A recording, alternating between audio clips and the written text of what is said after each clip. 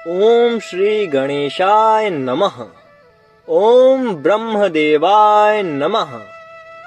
आप सबको पता होगा कि सनातन धर्म के अनुसार परम पूज्य ब्रह्मा जी इस सृष्टि का निर्माण करते हैं। भगवान विष्णु परम पूज्य हैं जो सृष्टि को चलाते हैं, और रौद्र रूप शिव जी एक दिन इस संसार का विनाश कर देते हैं, लेकिन उचित समय आने पर क्या कभी आपने ध्यान दिया है कि आजकल सभी लोग भगवान विष्णु और शिव जी की तो बहुत पूजा करते हैं, पर हमारे ब्रह्मा जी की पूजा कोई क्यों नहीं करता?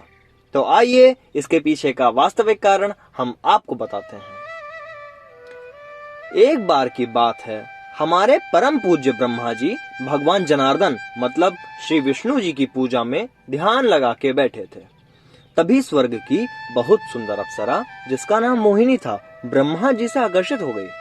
वह ब्रह्मा जी के पास एकांत में गई और उन्हीं के आसन पर बैठ गई। मोहिनी जी जो कि अप्सरा थीं, वह ब्रह्मा जी के पास बैठकर उनसे प्रेम दान की प्रार्थना करने लगी। इससे पहले ब्रह्मा जी उस अप्सरा से प्रभावित होते उन्हें भगवान विष्णु का ध्यान आया और उन्होंने अपने मन में कोई भी गलत विचार आने ही नहीं दिया।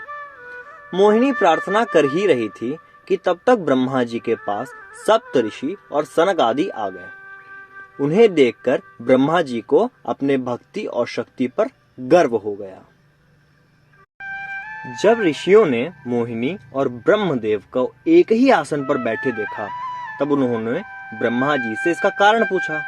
तो ब्रह्मा जी ने बड़े विनम्र भाव से कहा कि ये तो बेचारी नाचते नाचते थक गई और थक के मेरे पास बैठ गई, पुत्री भाव से वो भी। मोहिनी ने जब अपना मजाक बनते हुए देखा तो वह क्रोध में भर के ब्रह्मा जी को शाप दे दिया।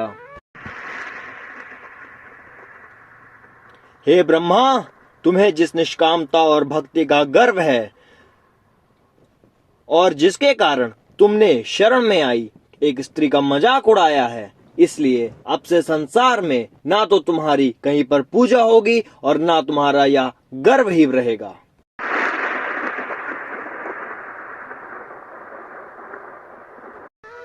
वह अप्सरा इतना कहकर वहां से क्रोध में चली गई।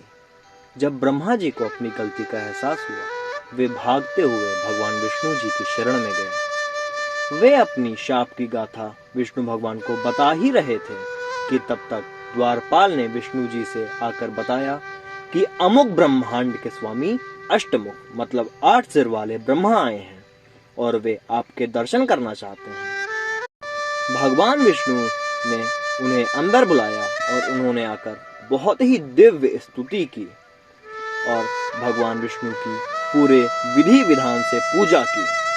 और सामान्य ब्रह्मा जी जो अपनी गाथा बता रहे थे, उन्हें अपनी शक्ति और भक्ति फीकी लगने लगी। अब ऐसे ही 16 सिर वाले, फिर करते करते ऐसे ही 1000 सिर वाले ब्रह्मा आए और सामान्य ब्रह्मा जी का गर्व गलकर पानी हो गया। फिर भगवान ने उन्हें गंगा जल से स्नान कराया और उनके गर्भ से उत्पन्न हुए पाप की शांति की, और आज तक उनकी संसार में पूजा कहीं नहीं की जाती।